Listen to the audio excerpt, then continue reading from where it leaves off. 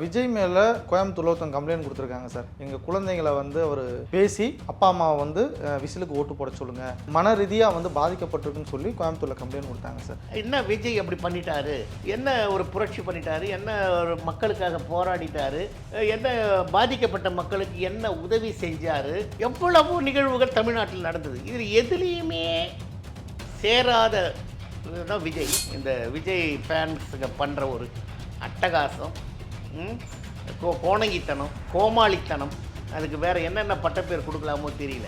விஜய்க்கு வர்ற அந்த அந்த ஆவேசமான கூட்டங்களை பார்க்கும்போது நாட்டுக்கு அழிவது. நான் மாற்று அரசியல் தருவேன்னு சொல்லிட்டு விஜய் சொல்கிறாரு சார். என்ன மாற்ற சார் கொடுக்க போகிறாரு? அவனுடைய ரசிகன் ஒரு பாலை தூக்கி போகிறான். ஐயோயோ எம்முடைய துண்டக்கான சொல்லிட்டு சைக்கிளை போட்டுட்டு ஓடி போய் பஸ்ஸில் ஏறுறாரு. தனியாக மீட் பண்ணக்கூடிய ஒரு திறன் இல்லாதவர். அவருடைய வாக்குறுதி எல்லாம் பார்க்கும்போது ஜோக்கர் தனமாக இருக்குது. திருச்சியில் பத்திரிக்கைக்காரங்க அந்த சபாவை பற்றி கேட்குறாங்க, தலை தெறிக்க ஓடுற மைக்கில் பிரச்சாரம் பண்ணுற 10 தோல்வி பழனிசாமின்னு சொல்லிட்டு சட்டமன்றத்தில் உனக்காக பேசினார். அந்த நன்றி கூட இல்லை. நாளை நமது நேயர்களுக்கு வணக்கம். நம்முடன் சிறப்பு விருந்தினராக அதிமுக நிர்வாகி கமலக்கண்ணன் அவர்கள் இணைந்திருக்கிறார். சார் வணக்கம் சார். வணக்கங்க. வணக்கங்க சார். இப்போ நடந்து முடிஞ்ச சட்டமன்ற தேர்தலில் வந்து 85.15% வந்து வாக்குகள் பதிவாயிருக்கிறதா சொல்கிறாங்க சார். இது விஜயோட வருகையினால தான் இந்த சதவீதம் உயர்ந்திருக்குன்னு ஒரு பக்கம் பேசிக்கிறாங்க சார். உண்மையிலே என்ன சார் நடந்துச்சு இதில்? வாக்குகள் எஸ்ஐஆர் எடுத்தாங்க பாருங்க, எவ்வளோ வாக்குகள் நீக்கி இருக்கு. பழைய கணக்கு இது. இந்த நீக்கி இருக்க வாக்காளர்களையும் இருக்கிற வாக்காளர்களையும் புதுசாக இணைச்ச வாக்காளர்களையும் சேர்த்து பார்க்கும்போது பழைய பர்சன்டேஜ் தான். நான் சொல்கிறது புரிஞ்சுதுங்களா? அதாவது நீக்கப்பட்ட வாக்காளர்கள், இப்போ ஃப்ரெஷ்ஷாக சேர்த்த வாக்காளர்கள், இருக்கின்ற வாக்காளர்கள், இந்த மூணுத்தையுமே ஒருங்கிணைக்கும் போது ஆரம்ப காலத்தில் எத்தனை பர்சன்டேஜ் போல் ஆச்சோ அதுதான் ஆயிருக்கு. இன்னொன்று, எஸ்ஐஆர் பண்ணதால் கொஞ்சம் எக்ஸஸாக வாக்கு பதிவாகியிருக்கலாம். இந்த வாக்குகள் வந்து ஒரு பக்கத்துக்கு ஒரு சாராருக்கு மட்டும் சேர்ந்த வாக்குகள் கிடையாது. அது புரிஞ்சுங்க. எல்லார் வீட்லேயுமே எல்லாருடைய ரசிகர்கள் இருக்காங்க, கட்சிக்காரங்க இருக்காங்க. 2-3 கட்சிக்காரங்க ஒரே வீட்டில் இருக்காங்க, சில வீட்டில் ஒரு கட்சியை சார்ந்தவங்களே ஒரு வீட்டில் இருக்காங்க. இப்படி பலதரப்பட்ட மக்கள் இருக்காங்க. அதனால் எஸ்ஐஆர் நீக்கத்தால் கொஞ்சம் வாக்கு சதவீதம் கூடிச்சிருது உண்மைதான். அது வந்து மறுக்க முடியாது, ஆஹா ஓஹோன்னு சொல்ல முடியாது. நான் சொன்ன மாதிரி இதெல்லாம் ஒருங்கிணைச்சு பார்க்கும்போது எந்த அளவுக்கு ஆரம்பத்தில் பர்சன்டேஜ் வந்ததோ அதில் தான் கொஞ்சம் ஏறக்குறைய. சார், குறிப்பாக பெண்கள் ஓட்டு அதிகமாக இருக்கா சார்? ஒருவேளை திமுக மேலே உள்ள வெறுப்பால் பெண்கள் வந்து ஓட்டு போட்டிருக்காங்களா, இல்லை இப்போ அதிமுக அளித்த நலத்திட்டங்கள், பெண்களுக்கான நலத்திட்டங்கள் நிறையா அறிவிச்சாங்க சார், அதை பார்த்து ஓட்டு போட்டிருக்காங்க எடுத்துக்கலாமா? எப்போவுமே புரட்சி தலைவர் காலந்தொட்டு அம்மா காலந்தொட்டு பார்க்கும்போது பெண்களுடைய ஆதரவு வந்து அதிமுகவுக்கு அதிகம். இந்த குறுகிய கலந்த 5 ஆண்டு காலத்தில் பார்த்திங்கன்னா கலாச்சார சீர்குலைவு ஜாஸ்தி. பாலியல் பலாத்காரம், பல்லு போன கழிவிலிருந்து பல்லு முளையாத சின்ன குழந்தைகள் வரைக்கும் அந்த பெண் குழந்தைகள் பட்ட அவதிகள், இதெல்லாம் பெண்கள் நினச்சி பார்க்குறாங்க. அம்மா ஆட்சியில் அப்படி இல்லையே, புரட்சி தலைவர் ஆட்சியில் அப்படி இல்லையே, 4.5 ஆண்டு சிறப்பான ஆட்சி செய்த எடப்பாடியார் ஆண்ட காலத்தில் அப்படி இல்லையன்றதை பெண்கள் நிச்சயமாக நினச்சி பார்க்குறாங்க. அதோடு நம்ம படிக்கிற பிள்ளைங்களுக்கு 12வது வரைக்கும் படித்தாங்கன்னா 25,000 தாலிக்கு தங்கம். அதே டிகிரி போயிட்டாங்கன்னா 50,000 ரூபாய் 1 சவரன் தங்கம் இப்படி கொடுத்தது. பெண் குழந்தைங்களுக்கு அவங்க தேவையறிஞ்சு ஸ்கூல் படிக்கும்போது நாப்கின் கொடுத்தது, சானிடரி நாப்கின் கொடுத்தது. பெண்களுக்குன்னு சொல்லிட்டு அவங்க பாதுகாப்பு தான் முன்னிறுத்தி எப்போவுமே அதிமுக அரசாங்கம் செயல்பட்டது. இதை உண்மையாக பெண்கள் உள்ளூரை நினச்சி பார்க்குறாங்க. பார்த்துட்டு அதிமுகவுக்கு ஆதரவாக தான் பெண்கள் செயல்பட்டாங்க. எப்போவுமே பெண்கள் வாக்கு சதவீதம் அதிகமாக இருக்கும். பெண்கள் அதிக சதவீதம் வாக்குகள் வரும்போது அதிமுக வெற்றி பெற்றதுன்றத இது எப்போவுமே நிதர்சனமான ஒரு உண்மை அது. சார், இப்போ இந்த விஜயோட கட்சி சேர்ந்தவங்க வந்து ரீல்ஸ் எல்லாம் போட்டாங்க சார், அண்ணனுக்கு ஓட்டு போட்டோம் அப்படின்னு சொல்லிட்டு. உண்மையிலே இந்த கலாச்சாரம் எதை நோக்கி போகுது சார்? நீங்கள் நல்லா கவனிங்க. புரட்சி தலைவர் கொண்டு வந்தார், அம்மா வழி கொண்டு வந்தாங்கன்னா மக்களோடு இணைஞ்சி வாழ்ந்து மக்கள் கைப்பிடிச்சு வந்தவங்க மாதிரி தான். புரட்சி தலைவர் வரும்போது பார்ப்பாங்க, ஒரு இடத்துல இருந்து பார்த்தானா அந்த ஜனம் அப்படியே கலையும்.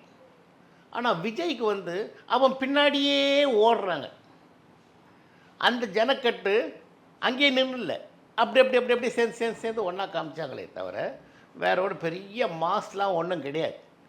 ஏன்னா பெரிய மாஸ் அளவுக்கு சொல்கிற அளவுக்கு விஜயோட தரம் ஒன்றும் பெருசாக இல்லை நடிகர்கள் அப்படின்ற பார்க்கும்போது.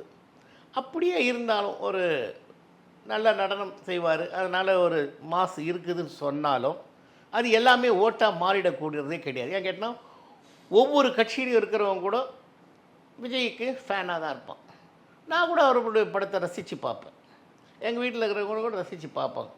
இன்னும் கேட்டால் என் பேரன் பேத்திங்க விஜய் மாமா விஜய் டான்ஸு அப்படி தான். ஆனால் அவங்க இப்போ சின்ன குழந்தைங்க, அவங்கள கேட்டால் நாங்கள் ரெட்டையில் அம்மா கட்சி, தலைவர் கட்சி, எடப்பாடியார் கட்சி இப்படி தான் சொல்ல வராங்க. இப்படி ஒவ்வொரு வீட்லேயும் திமுகவுக்கு ஆதரவானவர்களும் நம்ம விஜய்க்கு ஃபேனாக இருக்கலாம், அதிமுகவுக்கு ஆதரவானவர்களும் விஜய் ஃபேனாக இருக்கலாம். ஆனால் இது எல்லாமே அவருக்கு ஓட்டாக ஆகிடும்ன்றது தவறான கணிப்பு. சார் இப்போ விஜய் மேலே கோயம்புத்தூர்ல ஒருத்தவங்க கம்ப்ளைண்ட் கொடுத்துருக்காங்க சார். எங்கள் குழந்தைங்களை வந்து அவர் பேசி அப்பா அம்மாவை வந்து விசிலுக்கு ஓட்டு போட சொல்லுங்க, இந்த மாதிரிலாம் பண்ணி அந்த பிள்ளை மன ரீதியாக வந்து பாதிக்கப்பட்டிருக்குன்னு சொல்லி கோயம்புத்தூரில் கம்ப்ளைண்ட் கொடுத்தாங்க சார். இதை எப்படி சார் பார்க்குறீங்க? அதாவது கலாச்சார சீர்குலைவு அப்படின்னு சொல்லும்பொழுது எதுக்காக பார்க்குறோம், விஜய் எதுக்காக ஓடி போய் பார்க்குறோம், எதுக்காக வாக்கு அளிக்கிறவங்களுக்கு எந்த வித அதான் சாதாரண ஒரு நாலேஜ் கூட கிடையாதுங்க. ஒரு அறிவுத்திறன், சாதாரண அறிவுத்திறன் கூட கிடையாது.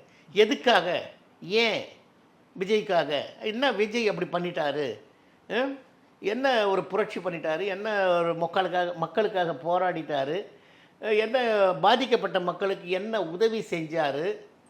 ஏன்னா நம்ம இருக்கும்போது கொரோனா வந்தது, ஓகே புயல் வந்தது, அதுக்கப்புறம் அம்மா பீரியடில் என்ன சுனாமி, இப்படி எவ்வளவோ நிகழ்வுகள் தமிழ்நாட்டில் நடந்தது. இதில் எதுலேயுமே சேராத தான் விஜய். எப்பவுமே தனிமை விரும்புவார் அவர். எப்போ பார்த்தீங்கன்னா ஷூட்டிங்கில் கூட நான் பார்த்துருக்கேன், தனியாக உட்காந்துருப்பார். அங்கே இருக்கிற லைட் பாய்கிட்டையோ இல்லை கேமராமேன்கிட்டையோ நெருங்கி பழகாதவர், தனிமையை விரும்புகிறவர். மக்களை பற்றி சுத்தமாகவே தெரியாது, நாட்டு நடப்பை பற்றி சுத்தமாகவே தெரியாது.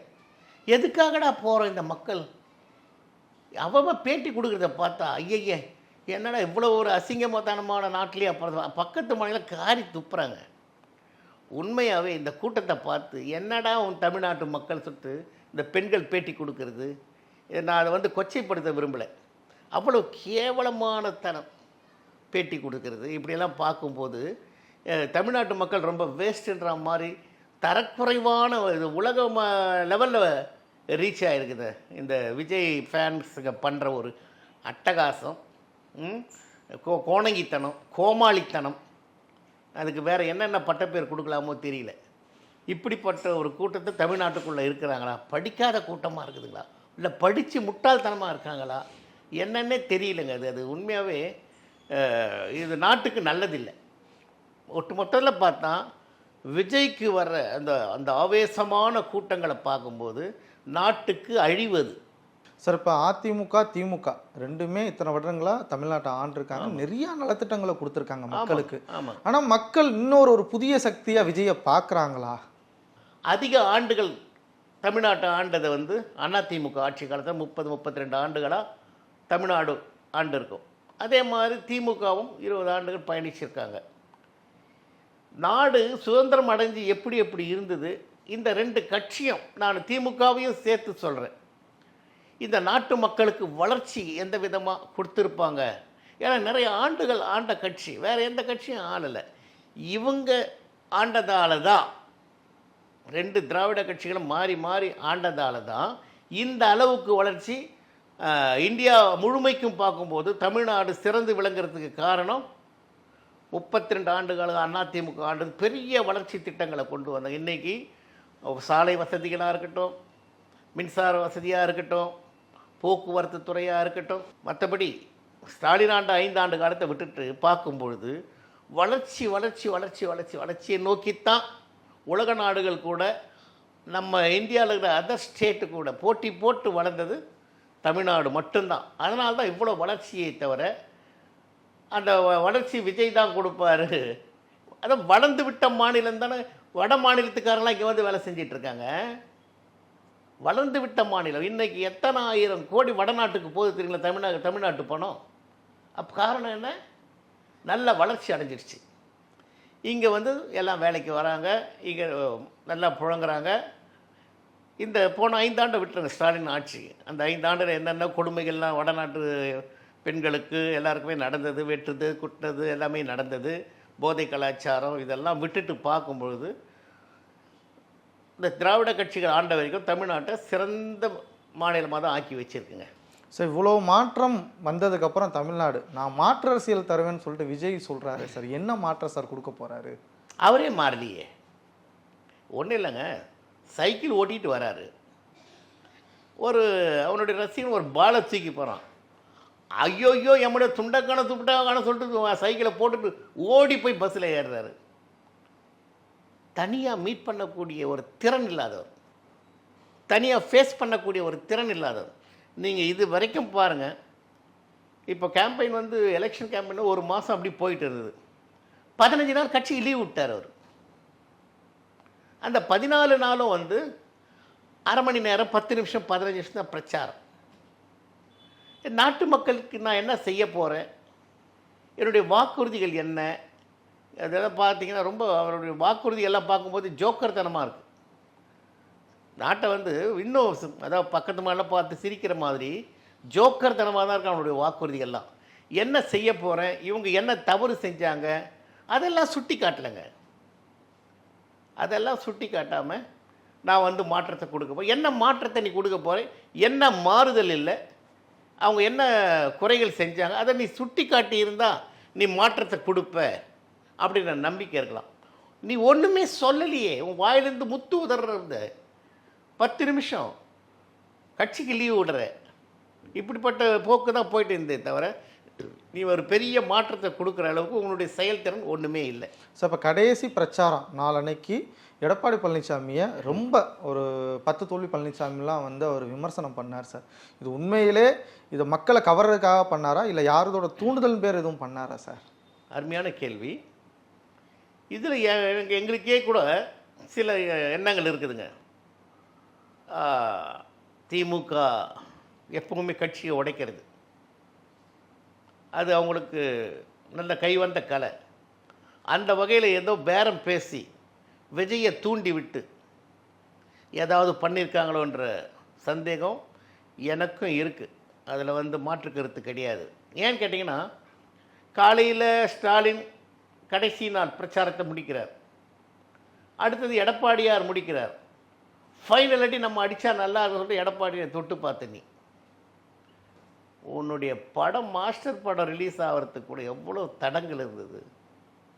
அதை வந்து குழந்தை பிரியல உனக்காக நின்று எடப்பாடியார் பேசின ஒரு நன்றியை மறந்துட்டியா விஜய்? நன்றின்றது உன் உடம்புலேயே கிடையாது, உன் குடும்பத்திலேயே கிடையாதா? அவங்க அப்பா கிரிமினல். சந்திரசேகர் சாதாரணமானவன் கிடையாது, கிரிமினல். அவன் புத்தியெல்லாம் யோசிக்கிறதெல்லாவே கிரிமினலாகவே யோசிக்கிறவன். ஒரு நன்றி. அதனால தான் ஒருவேளை பக்கத்தில் வச்சுக்கலையோ சார் அப்பாவை? பக்கத்தை வச்சு தூரம் இருந்து ஆலோசனை கேட்குறான். ஏன்னா அந்த போட்ட வித்து எவ்வளவோ என்ன ஆனாலும் இந்த ஆளோட செயல் அது இப்படின்னு பார்க்கும்போது அபரிமிதமாக போயின்னு சொல்லி அந்த ஒரு தூக்கி தள்ளி வச்சது. ஏன்னா இப்படிப்பட்ட நீ வந்து கடைசியாக வந்து எடப்பாடியை தொட்டு பார்த்த இது வந்து உண்மையாகவே பின்னிருந்து யாரோ இயக்குறாங்க. பேரம் பேசப்பட்டிருக்கு. மாஸ்டர் படம் ரிலீஸ் ஆகிறதுக்கு எவ்வளவோ உதவி செஞ்சார். சமீபம் 41 பேர் செத்துட்டாங்க கரூரில். உனக்காக யாருமே பேசலை. யாருமே பேசாமல் விட்டுருந்தா நீ இன்னத்துக்கு கம்பி எண்ணிருந்திருக்கும் விஜய். திருச்சியில் பத்திரிக்கைக்காரங்க அந்த சாவை பற்றி கேட்குறாங்க, தலை தெறிக்க ஓடுற மக்கள் 41 பேர் செத்துருக்காங்கய்யா. அவங்க கண் எதிரில் சாவுறாங்க. இருந்து நீ அங்கே செயல்படுத்தி இருக்கணும். பயந்து ஓடுற, பயந்தாங்கோலி பயந்து ஓடுற. ஓடிட்டு இன்றைக்கி வந்து நீ வந்து மைக்கில் பிரச்சாரம் பண்ணுற 10 தோல்வி பழனிசாமின்னு சொல்லிட்டு. அது மட்டும் இல்லாமல் இந்த 41 பேர் சட்டமன்றத்தில் உனக்காக பேசினார். அந்த நன்றி கூட இல்லை. தார்மீக உணர்வு வேணும்ல. எவ்வளோ ஜென்டில்மேன், யாரையும் தனிப்பட்ட முறையில் தாக்கிறதே கிடையாது. எவ்வளவோ பொறுத்து பொறுத்து பார்த்து தான் தனி மனித தாக்குதல் தாங்க முடியாமல் தான் அவர் பேச ஆரம்பித்தாரே தவிர யாரையும் மனசு புண்படி பேசுகிற ஒரு தார்மீக அரசியல்வாதினா, தெளிவான அரசியல்வாதினா, இன்றைக்கு தமிழ்நாட்டில் ஒரு அரசியல்வாதி ஒழுக்கமான ரீதியில் அரசியல் கட்சி நடத்திட்டு போகிற ஒழுக்கமான பேச்சு பேசுகிறாரு, தன்னுடைய தொண்டர்களை வழி நடத்தினா அது எடப்பாடி பழனிசாமி மட்டும்தாங்க. சார் இப்போ வந்து திமுக ஆதரவாக இருக்கக்கூடிய செந்தில்வேல் அப்படின்னு சொல்லிட்டு ஒரு பேசியிருக்கார் சார். ஐடி கம்பெனியில் இருக்கிறவங்க எல்லாமே உப்பு போட்டு சாப்பிட்றாங்களா அப்படின்னு ஒரு கேள்வி வச்சுருக்காரு. ஏன்னா நீங்கள் ஓட்டு போட்டது எல்லாமே தாவேக்காவுக்கு ஓட்டு போட்டிருக்கீங்கன்னு சொல்லிட்டு ஒரு கடுமையான ஒரு குற்றச்சாட்டை முன் வச்சுருக்காரு. இதை எப்படி சார் பார்க்குறீங்க? எம்ஜிஆர் வந்து புரட்சியாளர் எம்ஜிஆர் அதாவது தூர கண்ணோட்டமாக சிந்தித்து செயல்பட்டது தான் சுயநிதி கல்லூரி. இன்றைக்கி சுயநிதி கல்லூரியில் படித்தா உலகம் முழுக்க தமிழக மாணவர்கள் அதர் ஸ்டேட்டாக இருக்கட்டும், நம்ம பக்கத்து மாநிலங்களாக இருக்கட்டும், வெளிநாடுகளாகட்டும் இன்றைக்கி பறந்து விரிந்து கிடைக்கிறாங்கன்னா அது வித்திட்டது புரட்சித் தலைவர் எம்ஜிஆர். அதுக்கப்புறம் அம்மா ஆட்சிக்கு வராங்க. ஆட்சிக்கு வந்து அவங்க மாணவர்களுக்குரிய உபகரணங்கள் கொடுத்தது, இலவச மிதிவண்டி கொடுத்தது. அதுக்கப்புறம் 10வது முடித்த உடனே அவங்க கையில் லேப்டாப், அவங்கள உற்பத்தி பண்ணி விடுறாங்க. எப்படி இருக்குது பாருங்கள், உற்பத்தி பண்ணி விடுறாங்க. அவங்க கல்லூரி படிப்பு முடிக்கும்போது அந்த கம்ப்யூட்டரில் உலகம் உங்கள் கையில் என்ற மாதிரி உலகத்தை பற்றி முழுமையாக படிச்சுக்கிறாங்க. அப்படி அம்மா காலத்தில் ஏற்படுத்தப்பட்ட ஒரு இந்த லேப்டாப் திட்டத்தால் தான் இன்றைக்கி நீங்கள் சொல்கிற ஐடி பார்க்கெலாம் ஒர்க் பண்ணுறவங்க, அம்மா காலத்தில் பயன் பெற்றவங்க, அம்மா காலத்தில் திட்டங்களை செயல்படுத்தின விதத்தை வச்சு தான் எல்லா ஐடி பார்க்கையும் உலக அரங்கிலையும் சரி தமிழக மாணவர்கள் சிறந்து விளறாங்கன்னா புரட்சி தலைவரும் புரட்சி தலைவி அம்மாவும் போட்ட வித்து தானே தவிர திமுக இதுக்காக எதுவும் மெனக்கடல. அன்னைக்கு வந்து ஐடி பார்க், டைட்டில் பார்க்லாம் வரும்பொழுது உலகத்திலே அன்றைக்கி வந்து உற்பத்தி அப்படி இந்தியாவுக்குள்ளே வருது. அப்படி வந்தது தான் இங்கே. இவரால் ஏற்படுத்தப்பட்டதே கிடையாது, அதை முதல்ல புரிஞ்சுக்கணும். ஆனால் அதுக்கு வித்திட்டது யார்? புரட்சித் தலைவர் எம்ஜிஆர் சுயநிதி கல்லூரி, புரட்சித் தலைவி அம்மா கொடுத்த லேப்டாப் அவங்களுக்கு உதவிகரமாக இருந்தது. அதனால் டைட்டில் பார்க்கு அப்படி இப்படின்னு சொல்லிட்டு உலகம் முழுக்க நம்ம தமிழக மாணவர்கள் மாணவிகள் அப்படி பறந்து விரும்பி தன்னுடைய தொழில் செஞ்சிட்ருக்காங்க. இன்றைக்கி நல்லா இருக்காங்க. அதுக்கு முழு முதற் காரணம் அதிமுக ஆட்சி தான். பல்வேறு அரசியல் கருத்துக்களை கூறியதுக்கு நன்றி சார். வணக்கம்.